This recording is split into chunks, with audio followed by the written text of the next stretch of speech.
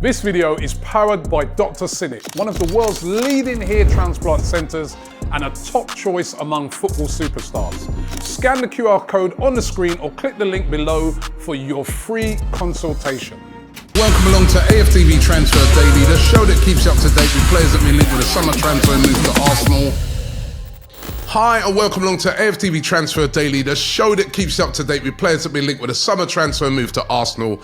The Euros are continuing at the moment, and I've got to say, I've been loving the Euros so far. There's been some really good games. The game yesterday, Turkey versus Georgia, that was a great game. It really was. The atmosphere in that stadium was unbelievable. And our boy Turkish was going through pure emotions in that game. But no, it's been brilliant to watch so far, the Euros. And of course, great as it is, it's affecting transfers, in my opinion. I mean, you've heard no real news of any transfers. Well, nothing going through. It's like, it's really affected it, you know, and I'm really interested to see when the first bit of business is going to be done. Will it be sort of be at the end of next week when, you know, a lot of players will possibly be out of the Euros? But then when you look at it, a lot of the top teams, the way it's going so far, will still be in the Euros. So it's a strange one this season with the transfer market. Listen, there's still loads and loads of rumours flying around regarding players, but just no movement yet. And remember, the transfer window opened last week, Friday. So, yeah, it's a real strange one so far. And also you got to factor in, and I spoke about this yesterday, and it's great to do Transfer Daily outside, down by the ground. We'll do some more of those. I saw in the comments you guys like that. The fixtures coming out, with Arsenal having a really difficult start to the season, does that affect the thinking of Edu, the thinking of Mikel Arteta? Do they have to try to get people in early? And also, how is it going to affect them with those players coming back from these tournaments? I'll tell you, there's a lot of conundrums this year when you're trying to sort out transfers and deal with preparation for the new season. Now, on yesterday's show, I went big with this whole Victor Osimhen thing. The rumours are still out there today, still persisting. Remember what I said yesterday, that apparently Arsenal are already in a bid of around about 60 to 70 million pounds, which they're going to go and put to Napoli. They're not willing to pay the 150 million pound release clause. Nobody is. Nobody is paying that right now. And Napoli have got a decision to make. Now, I was, after the show, sitting down and trying to sort of work things out and think about it deeply. Will Napoli accept a bid of that? And listen, it's probably a lowball bid. They're going to want more money for that, for sure, even if they don't want that fee. But when I was sort of working it out, you got to remember that Napoli paid a reported £65 million for Victor Osimhen when they bought him from Lille. It wasn't, we're not talking about a player that they bought for like £10 million. They paid a lot of money for him. Now, listen, it's been a great signing for them because he led them to win the title. You know, when they signed him in 2020, since then, you know, they've been on the up. And he, you know, he was one of the main reasons why they won the title. I think it's 25 goals that season. But they paid a lot of money for him. And they're going to want a lot of money back. And if you add into that the fact that apparently there's some sort of sell-on clause as well by Lille. I mean, Lille are smart. Apparently there's some sort of sell-on clause. Nobody knows the details of that. That's why Napoli want a lot of, well, they would have wanted a lot of money from him anyway because he's a top striker. But that's why Napoli are going to be seeking a lot of money. I don't think a 60 to 70 million pound bid is going to get it done. They're going to want more money than that. I've seen 85 million being suggested, 90 million being suggested. It's going to be how high are Arsenal going to go for Victor Osimhen? Do they consider him worth that sort of money? Still only 25, in his prime.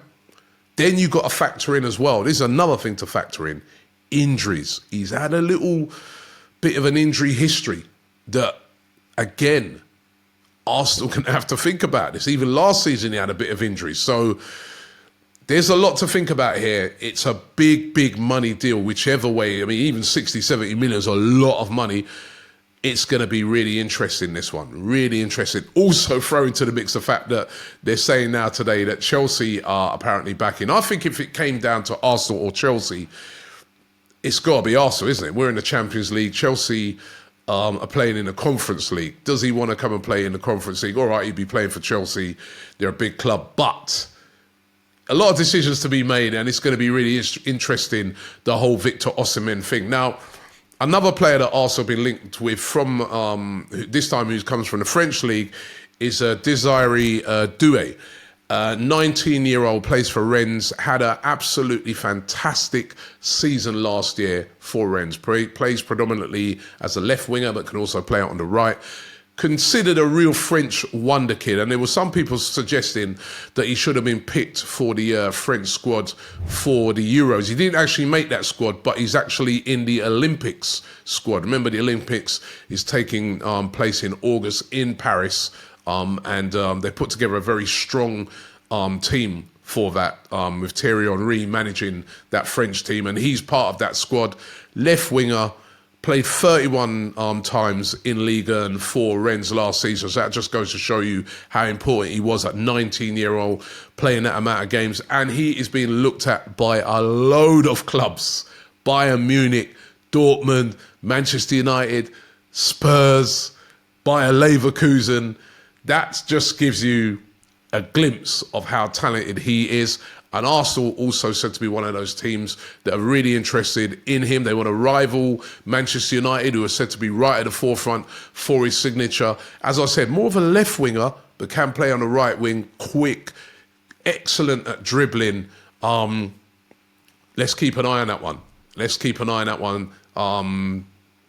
The only thing is, in that position, left wing, we've got a lot of players. We've got Martinelli, Trossard can come in there. There's a host of players that can play there, but I guess you've always got to be interested in top talent. Now, another top talent, and we get to see him week in, week out in the Premier League. We know how good he is. And the other day, he put in a really good performance for England. One of the few players to come out of that game with any plaudits for England after the savaging they got from the press, despite winning the game 1-0. And that's Marc Guehi of Crystal Palace, centre-back, 23 years of age. And he had a good game. He had a really good game in that. There was a lot of people who were thinking that he might have a tough time up against Mitrovic or Vlahovic, but on the whole, he kept them quiet and did really, really well. Now, according to Court Offside publication, they say that Arsenal are very, very keen on the player. And also, I see other reports that say that Arsenal are already in a bid of around about 50 million. Now, Palace are said to want about 50, 60 million pounds for him. They know that a lot of teams are interested in him right now. And again, the same sort of clubs, the usual suspects, Man United, this club, that club, they're all interested in Marc Guehi. And he's a good player, a very good player, good on the ball, strong, not the tallest of centre-backs, but very good, very mobile and, good on the ball, good at passing as well. And you've got to consider, if Jakub Kiwior was to leave Arsenal, and those rumours persist, linking him with a move to Juventus, linking him with a move to AC Milan, surely Marc Guehi would be a perfect signing. It offers competition to the two centre-backs in Gabriel and also Saliba. It strengthens that area no end. Again, another interesting one. But lots of clubs interested in him. And also Palace would really want to keep him. But lots of rumours around Marc Guehi, and that will intensify tomorrow with England in action as well. Now, what about Weston McKennie? We've been linked with Weston McKennie over the last couple seasons. He was at Juventus last year. Had a good season. They won the cup. Didn't win the league, but they won the cup. And he figured literally most of the Serie A games. 7 assists, didn't actually score any goals. Still only 25, Weston McKennie, the USA international, going to be at the Copa America. Now, if you've been studying this, he's been linked very closely with a move to Aston Villa. It's all part of this swap deal with Douglas Luiz going to Juventus and coming back the other way. Weston McKennie was going to be part of a sort of two-player deal, with Weston McKennie being part of that.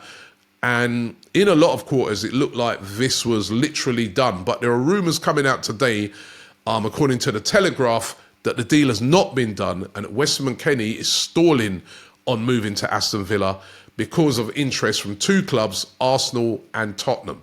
Now, it's a bit of a surprising one for me. It'd be a surprising link. Weston McKennie, good player. I'd class him as good, not exceptional, but good player. That's just surprising because he's more of an attacking midfielder. I guess he can play as a defensive midfielder as well, but he's more of an attacking midfielder.